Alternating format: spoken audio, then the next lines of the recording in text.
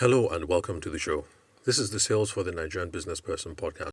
It's available on Spotify, on Google Podcast, on Apple iTunes, or any podcast player of your choice. So subscribe once you're done listening to this episode. Subscription is for free, even if you're going to listen on Apple iTunes. And this way, you get a notification each time a new episode is available. Also, remember to give me a 5-star review, because so far, all your peers who have listened to the podcasts have only given me 5-star reviews. So I've checked on Spotify, I've only got 5-star reviews, and I've checked on Apple iTunes, I've only got 5-star reviews there as well. So follow along with your peers and send the signal out that this is a show worth keeping up to date on.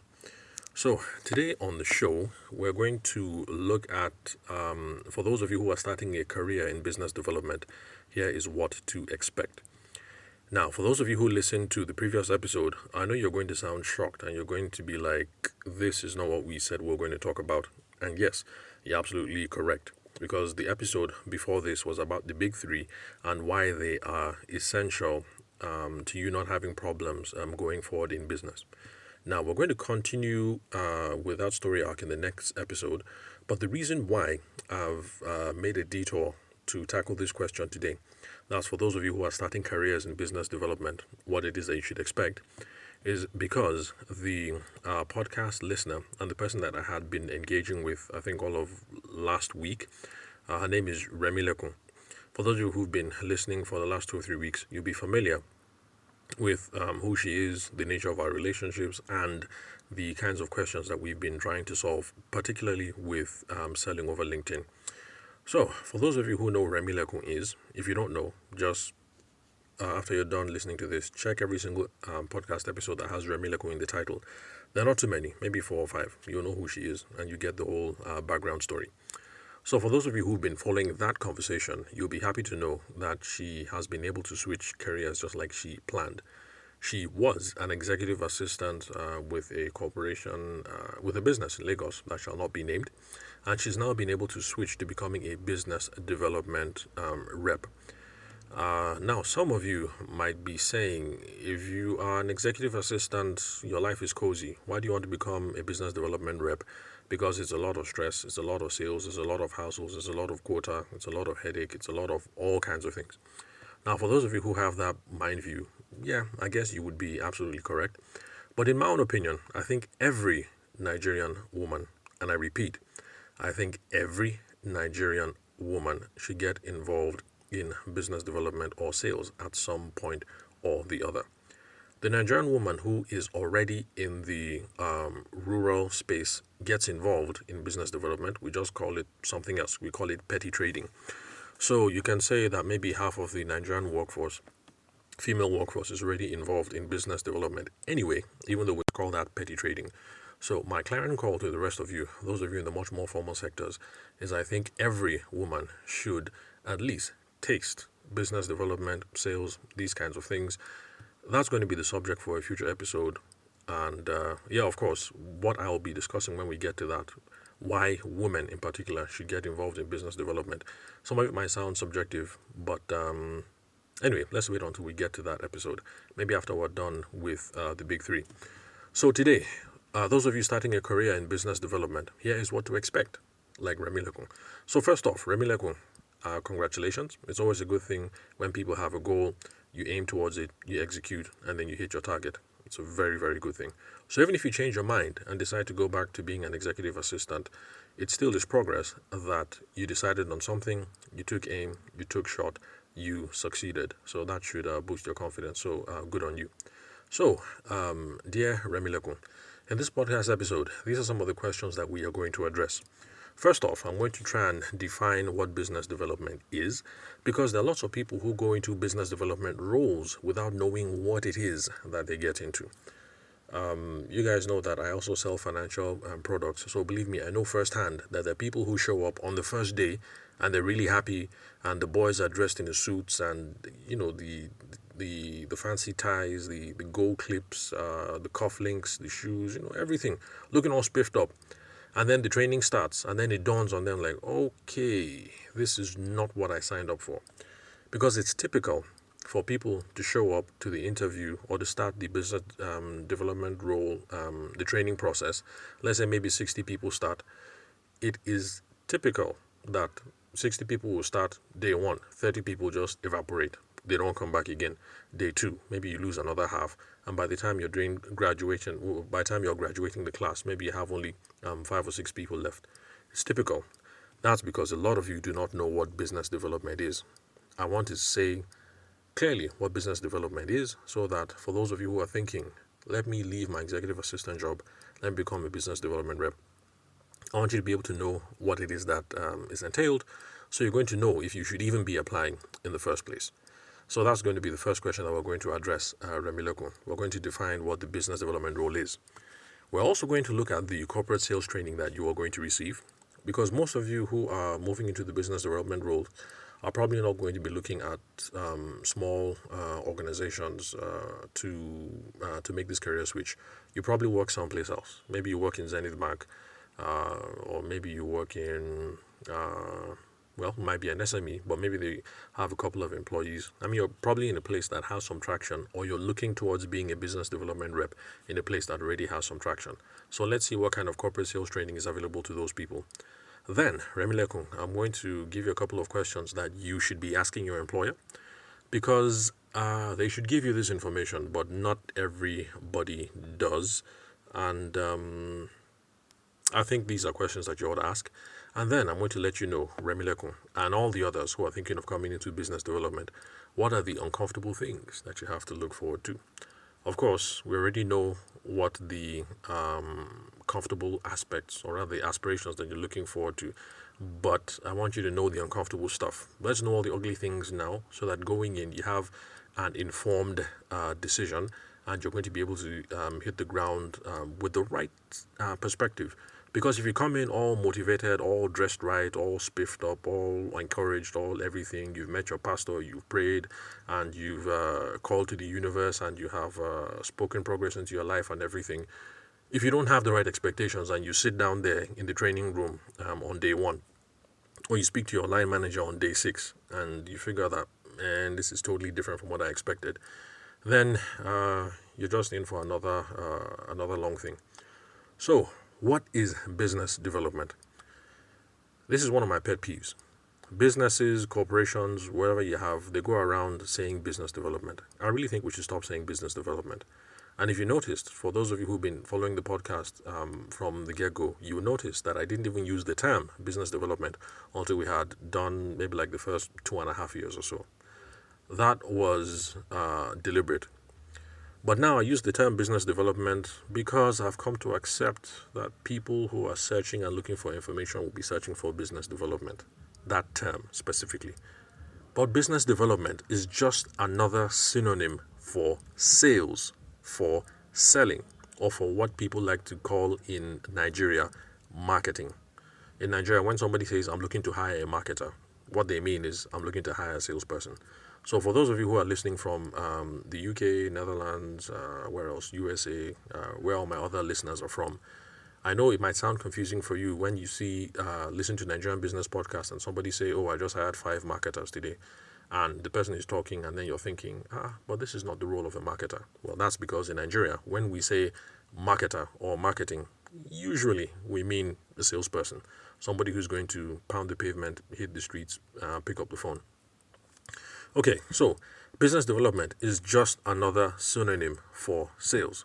Take it or leave it, whether you like it or not.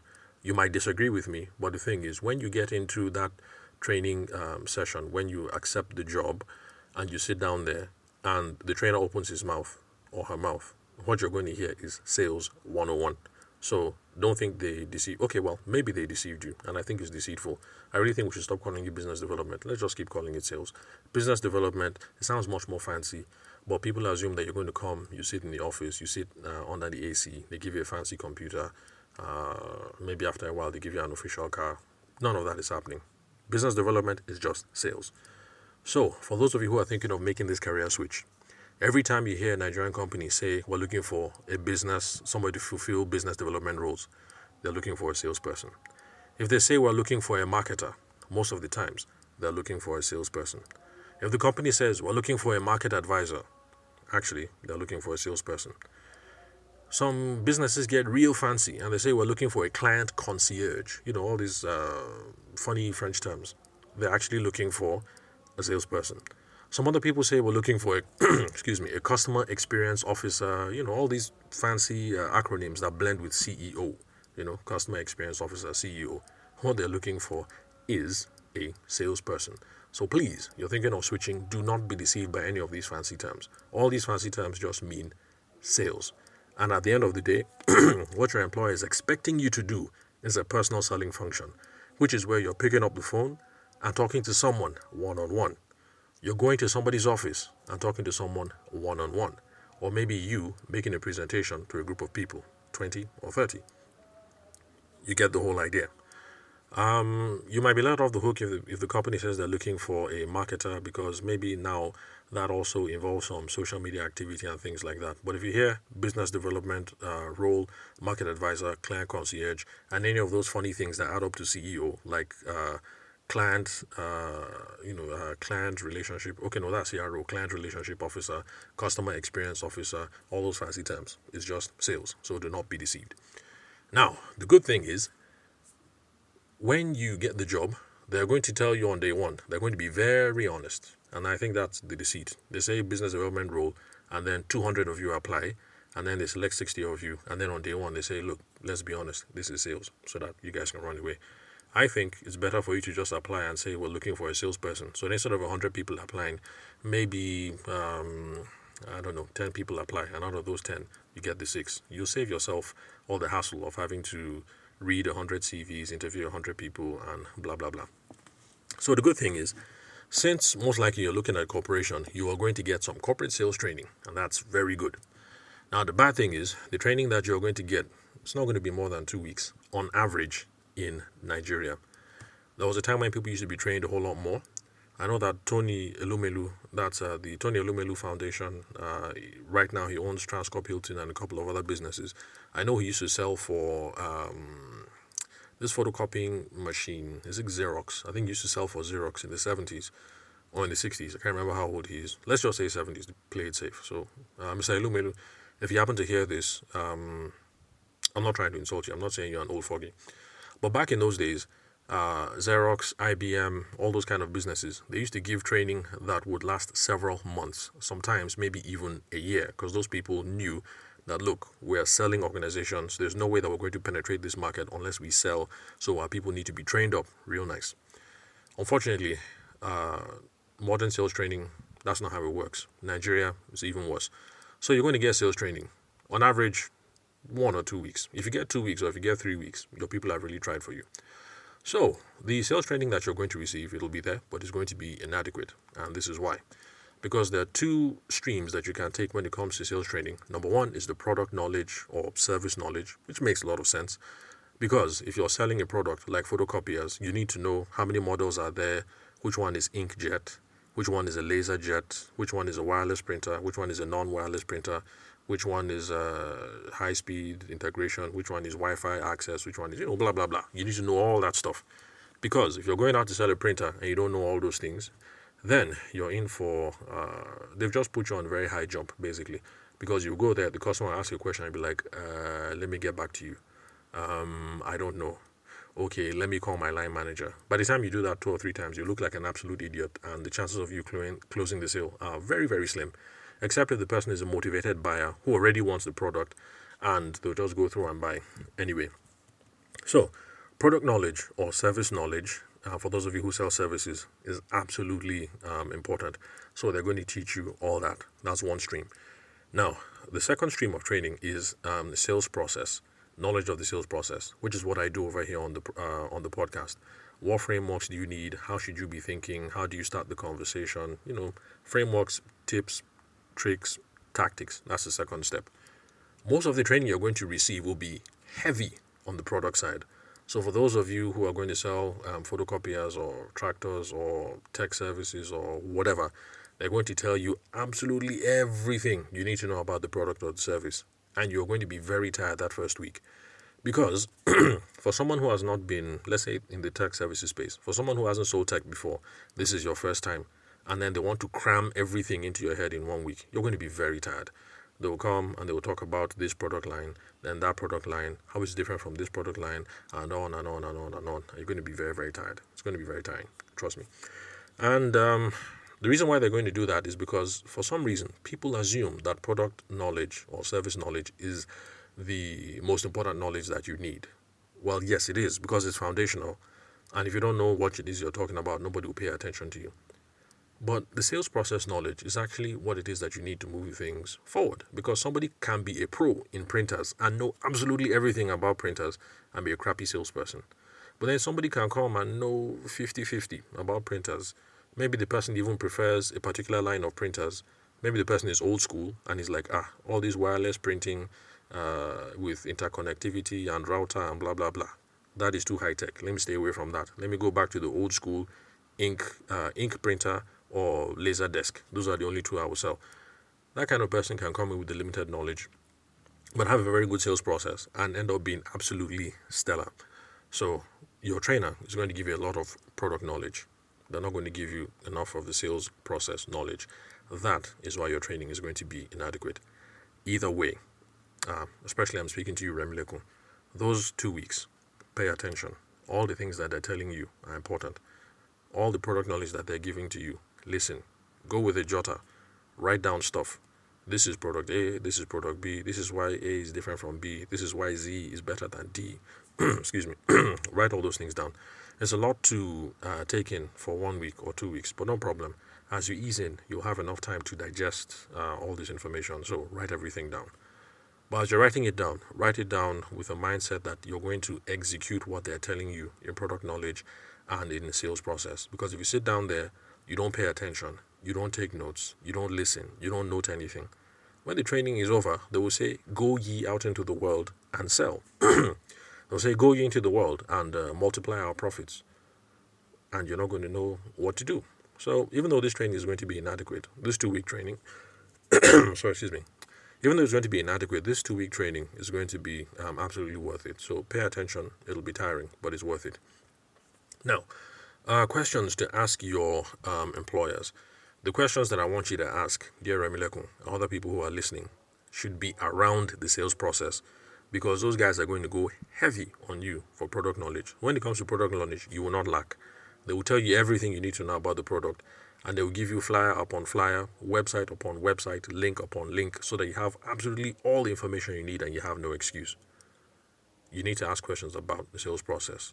For instance, you're going to listen to all this stuff about these are the different kinds of printers, these are the different kinds of services, and blah, blah, blah. You need to ask questions like, okay, let's now go into sales frameworks again, because we're already 18 minutes into this episode. So let me just use something that people already know. Okay, know, like, and trust. Everybody on social media, every single guru on social media these days says you have to get people to know you, to like you, and to trust you before before you can sell something to them, before you can get them to buy your product or a service. So even if you know nothing else, ask them that kind of question. Like, Oga Trainer, Madam Trainer, thank you very much for the information so far. But my own small knowledge, I think, customers need to know us, to like us, and to trust us. So what is the company going to do about getting people to know that we're in the market? What kind of marketing collateral is there out there? And then when we're face-to-face with somebody, Oga Trainer, how can you what is it that I should say, or what is it I should do to get the person to like me and to get the person to trust me before I start making a sale? So you see where I'm coming from. They're going to tell you absolutely everything about the printers, but you need to know a couple of stuff. And these are the sorts of questions that you should be asking. So there are lots of sales frameworks out there, but since know, like, and trust is popular, especially with marketing people, just start from there. So, okay, Trainer, okay, I want the customer to like me and to trust me. So what should I say? What should I do? What's the scope? What's the 411? Then you can also ask questions about overcoming sales resistance. That's for those of you who've been listening to this podcast, you know that I've spoken about Tom Clancy's framework, where you have to overcome resistance. Overcoming sales resistance is just that initial gra-gra, that initial apprehension and stuff that people have towards being sold. That's the reason why you're at the mall, somebody walks up to you and the person says, here, we organize migration to Canada, or we organize holidays in Dubai. Now, truly, You might want to take your whole family and pack away and move to Canada. But you tell the person, no thanks, I'm not interested. Actually, you are interested. It's just that there's sales resistance. You've come to the mall, you're chilling with your family, and somebody's coming to talk to you about these things. Maybe you might just take the flyer and say, thank you, and then you shoo the person away. That is sales resistance. You're minding your business on LinkedIn or Instagram. People come in to try and sell you something that, oh, sister, buy this. This is the greatest wig, blah, blah, blah. You ignore them. That is sales resistance. So you ask your trainer, okay, trainer, madam trainer, how do we overcome sales resistance? Or how do we build sales acceptance? Sales acceptance, that's the opposite, getting people to give you a listening ear. So ask your trainer all these questions around the sales process. Other questions that you should ask are your ICP, that's the ideal customer profile. Because it profiteth you very little for someone to show up and to tell you that this company, we have 50 printers for sale. These are our best-selling printers. These are the laser desk. These are the inkjets. These are the wireless. These are the wire. These are the ones that do router connectivity and blah blah. Sorry, I'm not a tech geek and I don't sell photocopiers. So for those of you who know photocopiers, I'm sure you can tell that I'm just making some stuff up. Just go with me. I'm trying to get you guys to just ignore the details of what I'm saying. Just stick to the point of what I'm trying to get to. So ask them the ICP. Now, okay, all right, okay, trainer, thank you. You've told us about these 50 brands, and then you've noted that the XYZ brands are the best. Who are the kind of people that typically buy them? What industry? What sector? What age? What location? You need to ask all these questions. That's what the ICP is, your ideal customer profile, your ideal client profile, your, what do you call it? People also say ideal target market. Well, you get the point. So, who are the people that actually like this kind of thing? Because at the end of the training, they're going to say, go ye forth and multiply our profits. You can't multiply the profits until you know who you're supposed to be meeting in the first place. Because if you take all this wonderful training and then you go, let's say you have lots of primary schools around you, you try to sell your printers around primary schools. That might work, that might not work. But the thing is, if they had told you that, okay, for XYZ printers, it is actually people who are in the banking sector who do high volume of printing, or maybe people who are in the civil service that do high volume of printing that typically buy this kind of printer, then if you had that knowledge, your chances would go up because you would now go out when they send you forth and you would start approaching ministries and banks or whoever. So you get the whole point. You need to ask them, what's the ICP? Who are we chasing after? Then you also need to identify the ideal use case scenarios of the product or the service. A use case scenario is basically just means, how would I explain it? Okay, for people who typically use our product or our service, under what conditions, what kind of problem are they trying to solve, things like that. It comes in really, really handy.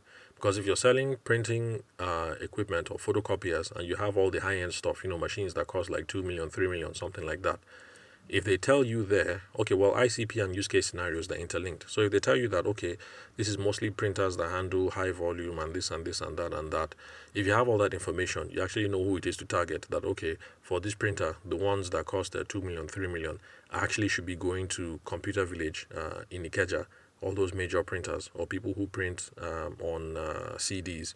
Or maybe I go to, if I'm in Abuja, I go to, what's that place called?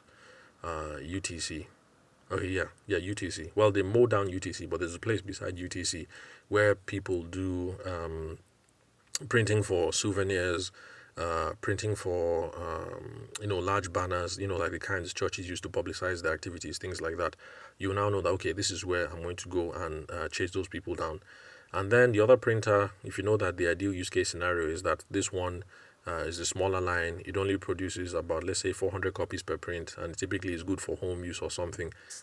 So now that's the kind of printer that you can go to the primary schools around your neighborhood and try and talk to them too, because maybe they'll have one in principal's office, one in VP's office, and then maybe one in the admin corner. They don't need more than 3 printers. So you need to know all these things. So what's the ICP? Who are we chasing? What are the ideal use case scenarios? What kind of things do people best use this product or service for? Then you also need to ask about ride-alongs. That's somebody to accompany you. Don't expect to be handheld, especially in Nigeria. Once you're given the training and they send you forth, they're going to expect you to hit the ground running. But just ask if it's possible for you to, follow somebody. Like, okay, Oga Trainer,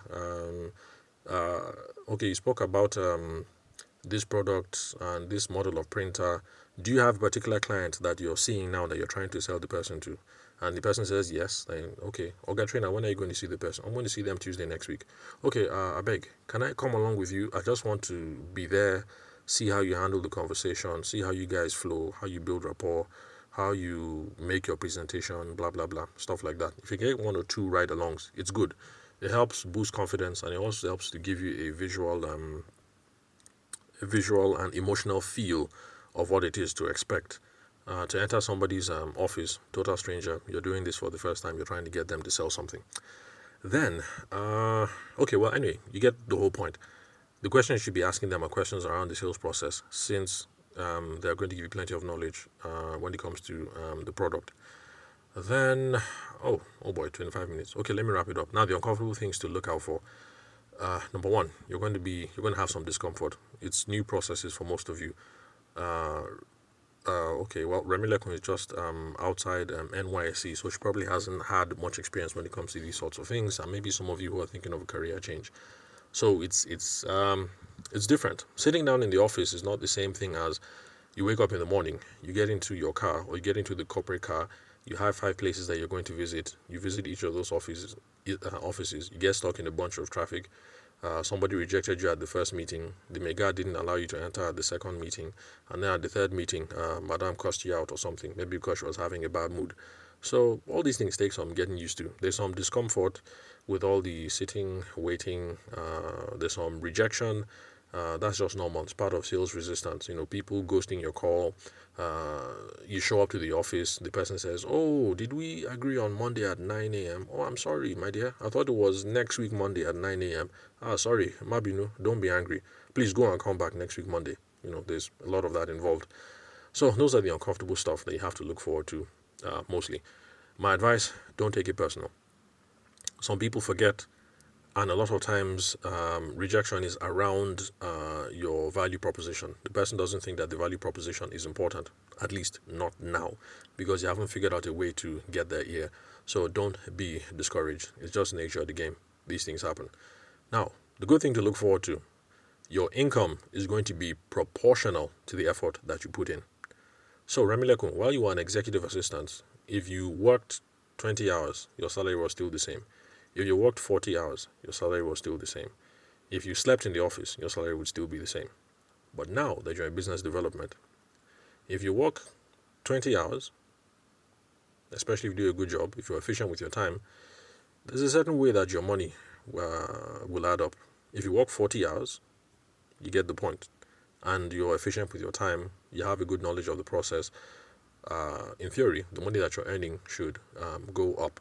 So effectiveness, effort, those sorts of things now become really, really important. For office work, it doesn't really matter. You're effective, you're not effective. In most places, your salary will come through.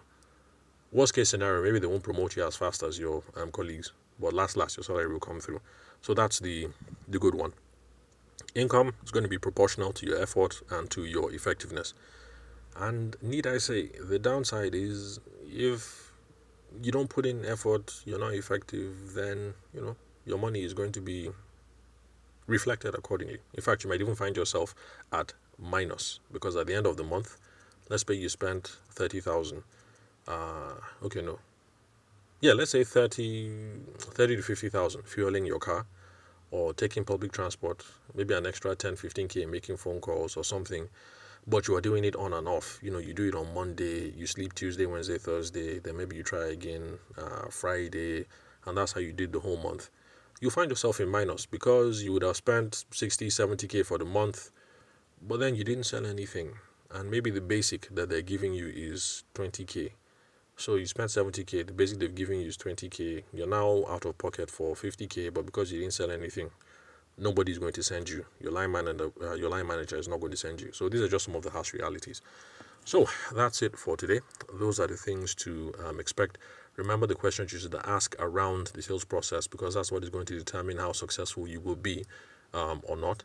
But most importantly, for those of you who want to move to a career in business development, know it now. If you hear business development, if you hear marketer, marketing, market advisor, client concierge, client experience officer, customer experience officer, customer interface advisor, all those things, whatever it is that you hear, just go and check properly. Most likely it is sales. The good news is not all sales involves public transportation and slapping. Sometimes they just want you to be behind the phone and make phone calls to prospects, but just know what you're getting into right from the get-go. So, sorry that this is a 30-minute episode, and I'll bring it to a close here. So that's all for today, folks. And if you love what you've been hearing on the podcast, hit me up on 080-6466-2140. The country code is +234 for Nigeria. You can call me, send an SMS, WhatsApp, or Telegram. We offer business support, and that also includes negotiating and deal closing skills. I want to sit you down, sit you and your team down, look for the frameworks that you have in place, see if we can figure out how to best negotiate and how best to close deals for much more successful agreements and successful partnerships. So yeah, those are the sorts of things that we do. If you want to connect with me on LinkedIn or any social media, you should be looking for Tavishima Ayede. That's my name. You can confirm the spelling and the email address on the website where you're currently listening to this episode, or the profile of the podcast app where you are listening to my voice.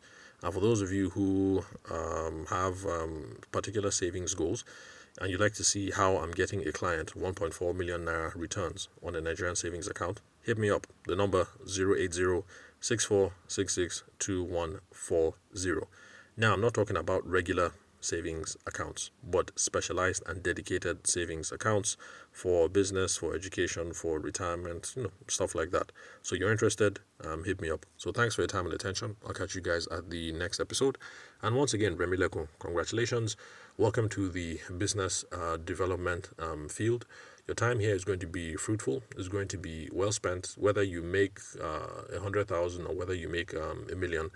And you are in the right place, especially as a young Nigerian woman, because the skills that you're going to learn here in the business development space will carry on into whatever career that you decide to do. If you decide to be a politician later on, the skills that you're learning here are going to be very valuable. If you decide to be a homemaker later on, the skills that you learn here will be very valuable. If you decide to run your own business in the future, the skills that you pick up here in the business development role will become especially much more valuable. If you want to get involved in the NGO space, the things that you're doing here will help your NGO thrive and to grow. Whatever it is that you intend to do in the future, where you are right now in the business development space, you're going to get a lot of the frameworks, the confidence, the attitude, the connections, the vim, the get-go. You're going to get all the things that you need to succeed in the future. In fact, if you haven't teased it out, this is actually the reason why I'm saying every Nigerian woman should be involved in business development. Go and taste it, whether it's for you or it's not for you. Go and taste it. Go and be exposed to this world. Learn all these things. These days we're talking about female empowerment and female, everything. But, staying and attending all these seminars and complaining about patriarchy and glass ceiling and blah, blah, blah, it's not going to do anything if you're not going to actually take a step forward to do something. And this is part of the doing something. Go ahead, taste this thing, do business development, learn how to go knock on doors, pick up the phone, ask for what you want, build alliances, negotiate, what else? Figure out motivations, ask for the sale, make presentations. You're going to learn a lot. So yeah, all those conferences are good. Go for those conferences. But then again, get involved in business development. Every single Nigerian woman. That is what is going to move you forward. It's not complaining about patriarchy. It's about going and engaging in business development, because all the things you learn in this field are going to change your life. So let me get off my pedestal. You guys enjoy the rest of your day. I'll catch you all tomorrow.